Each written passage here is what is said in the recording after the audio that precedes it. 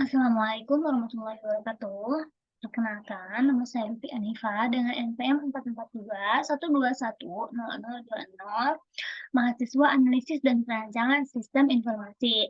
Berikut ini saya akan sedikit menjelaskan mengenai flowchart atau alur dari sebuah retail yang udah kita buat, yaitu Bustyle.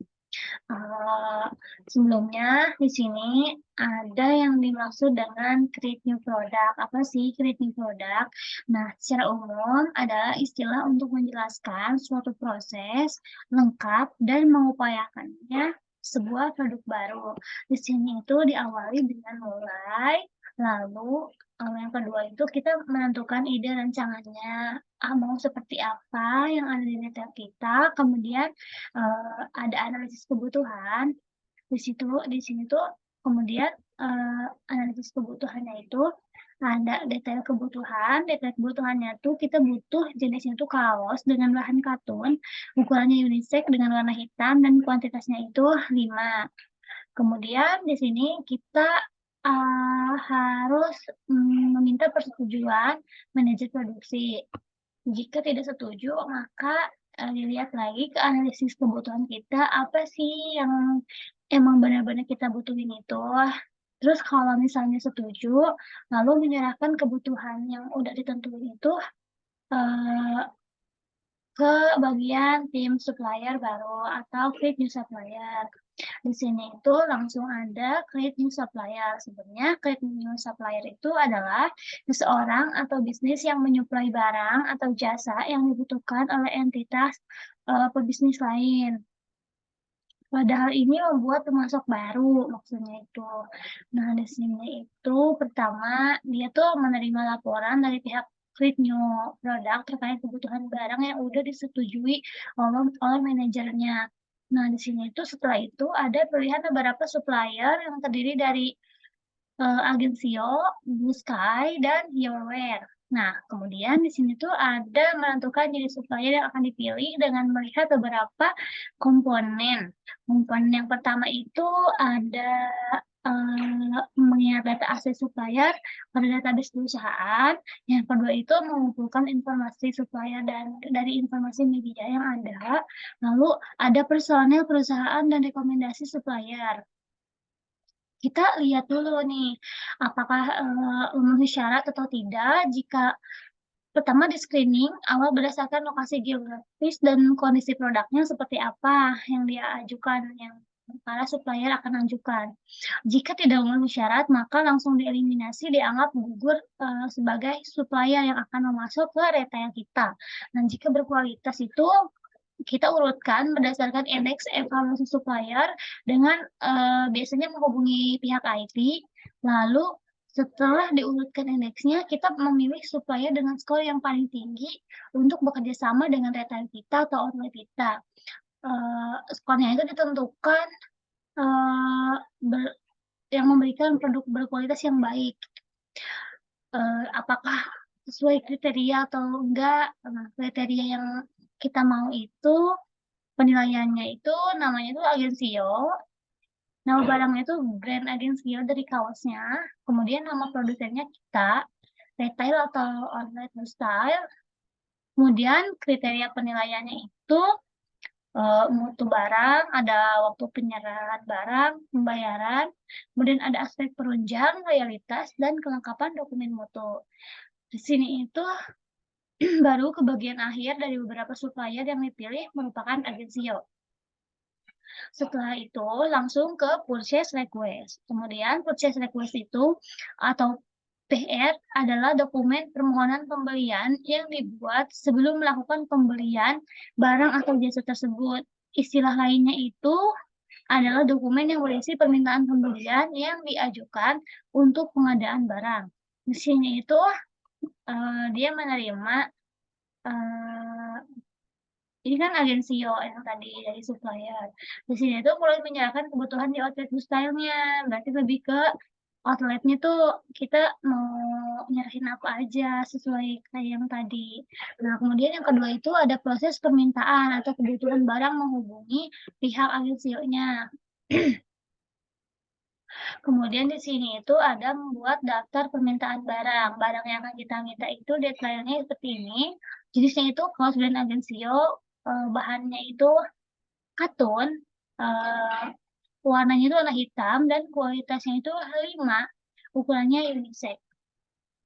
Kemudian di sini itu, setelah itu ada melengkapi formulir purchase request setelah membuat daftar permintaan barang. Kemudian di sini kita tanya pihak manajer produksi setuju atau tidak. Jika tidak, maka memperbaiki permintaan pembelian dan mengirim ulang permintaan. Dan jika iya, maka mengirim PO ke bagian purchase. Setelah itu di sini ada request for question. Nah, RFQ yang bisa kita sebut adalah suatu tahapan bisnis dalam melakukan permintaan yang diajukan oleh pembeli kepada penyedia barang atau jasa atau vendor untuk mendapatkan penawaran terbaik sesuai dengan spesifikasi dan anggaran perusahaan. Berarti di sini itu kita mulainya melakukan pendataan pembelian dan penawaran. Di sini jika kita bahas sebelah kanan terlebih dahulu ini, di sini ada sama pesanan pembelian dulu, baru nanti ada pemasukan pembayaran kalau misalnya sudah ada pembelian. Kemudian setelah ini di sini ada struk pembelian jika telah memesan pemesanan, lalu di dalamnya itu pasti ada faktor-faktor pembelian itu udah untuk apa gitu. Terus kalau ke bawah ini kita lebih ke penawaran, terus ada kutipan supplier juga. Jadi kutipan supplier juga berpengaruh dengan si pesanan pembelian. Habis itu di sini ada detail permintaan penawaran dan barang yang ditawarkan itu kita tanggalnya itu tanggal 25 Maret 2023, kemudian tanggal pembeliannya itu 1 April 2023, jenisnya itu kaos brand Agensio, jadi supplier Agensio, ukurannya itu unisex, harga yang ditawarkan itu 100.000 per pieces, dengan harga kesepakatan sekitar 75.000 per pieces dengan diskon 10%. Di sini itu kemudian ada purchase order. Nah, purchase order ini merupakan dokumen yang dibuat oleh pihak pembeli untuk pihak penjual yang berisi rincian barang atau jasa yang dibeli. Di sini itu purchase order itu pertama ada menerima data, lalu datanya itu dari mana sih? Nah, ada data dari RFQ sama data dari RPR atau purchase request. Jika data yang kita dapat dari RFQ ini, tanggal pemesanan itu tanggal 1 April dengan tanggal pengirimannya itu 20 April 2023. Jenisnya itu kaos, warnanya itu hitam, ukurannya itu unisex, kuantitasnya 5 dengan harganya itu 75.000 per pieces dengan diskon 10%.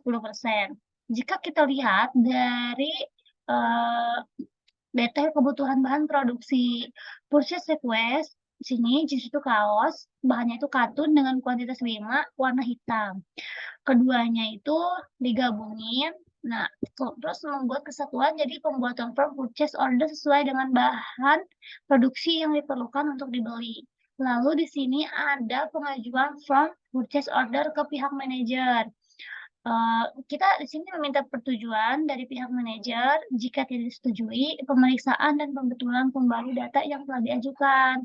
Berarti naik lagi ke sini, ke pembuatan form purchase order.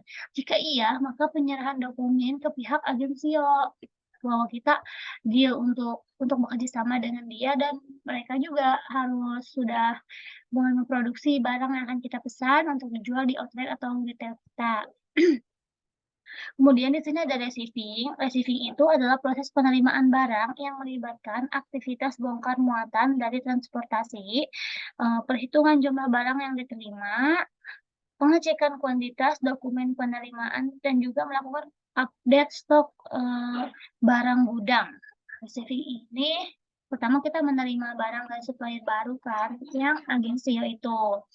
Terus bukti penerimaan barangnya itu seperti ini, bisa dilihat, ada nomornya. Kemudian setelah itu ke bawah ada pengecekan barang, kemudian ada pertanyaan yang mesti dijawab, yaitu pesanan sesuai atau tidak. Jika iya, maka ada pengecekan kualitasnya. Jika, misalnya tidak, maka ada laporan ke supervisor. Lalu ada yang pengembalian ke supervisor, apakah ada kecacatan atau ada yang kurang dari barang tersebut yang tidak sesuai dengan yang kita request. Kemudian kalau misalnya iya, ada yang menerima, habis itu tuh kan pengecekan, kalau iya, baru diterima, lalu pengambilan barang. Nah, kemudian, di sini itu kemudian ada vendor bill. Udah pengambilan barang itu jika sesuai, baru ke vendor bill. Vendor bill itu di mana tagihan dari vendor dan register payment yang merupakan pencatatan pembayaran ke vendor. Di sini itu pertama ada menerima catatan tagihan, kemudian ada membuat vendor bill. Terus di sini kita bertanya apakah vendor bill memiliki nomor purchase order. Jika tidak memiliki, maka menghubungi purchase untuk meminta menyelesaikan PO-nya dan menyetujuinya. Sedangkan jika iya, maka cocokkan vendor bill dengan purchase order yang disetujui isi form tagihan vendor. Nomor nomor vendornya itu seperti ini, seperti kayak tadi, PO-nya kayak gini, vendornya itu Agencio, bisa dilihat. Nah, jika tidak itu menghubungi vendor untuk menginformasikan bahwa vendor bill ditahan untuk menunggu penerimaan barang atau layanan. Nah, jika iya, maka persetujuan manajer keuangan dibutuhin, kemudian ada simpan vendor bill, baru confirm vendor bill, dan registrasi pembayaran ke payment. Payment itu merupakan basis atau cara melakukan pembayaran. Di sini tuh tahapnya itu kita kan dari pelanggan, kemudian pelanggan kan memesan. Habis itu baru verifikasi login-nya, benar atau tidak. Kalau misalnya eee, tidak, maka tampil form login itu harus masukkan emailnya. Nah, jika itu Eee, benar itu, kemudian masuk ke menu transaksi, baru mengarahkannya ke halaman transaksi, baru tampil halaman transaksi, melakukan submit pembayaran, simpan data pembayaran, lalu data pembayaran, dan melakukan pembayaran sesuai dengan metode pembayaran yang dipilih. Setelah itu, baru simpan data pembayaran. Setelah habis itu baru notifikasi pembayaran itu akan muncul dan, eee, di tahap akhir sudah selesai. Mungkin, kurang lebihnya, sekian. Mohon dimaafkan bila terjadi banyak kesalahan, karena masih dalam tahap belajar. Mungkin nanti bisa lebih baik lagi untuk ke depannya. Eee, Wabillahi taufiq wal hidayah. Wassalamualaikum warahmatullahi wabarakatuh.